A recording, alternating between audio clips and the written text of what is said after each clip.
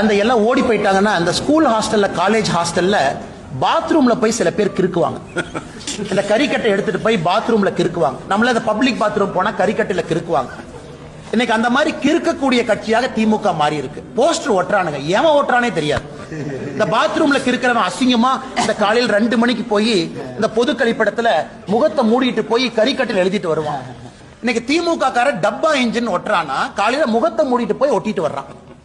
ஏன்னா உனக்கே தெரியும் நீ ஒட்டுறதே ஒரு நான்சென்ஸ். தமிழ்நாடு மக்கள் அதை ஏத்துக்க மாட்டாங்கன்னு தெரியும். அதனால இவங்க சும்மா போய் போஸ்ட் ஒட்டுட்டோம். நேத்து பார்த்தேன் சென்னையில இந்த பட்ஜெட்ல தமிழ்நாட்டுக்கு அல்வா கொடுத்துட்டாங்கன்னு. ஒரு அல்வா வாங்கி கொடுத்தது எப்படி இருந்துச்சுன்னா, டிஎம்கே ஆட்சி 5 வருஷம் முடிஞ்சு தமிழ்நாட்டு மக்களுக்கு அல்வா கொடுத்ததாகத்தான் நான் பார்த்தேன்.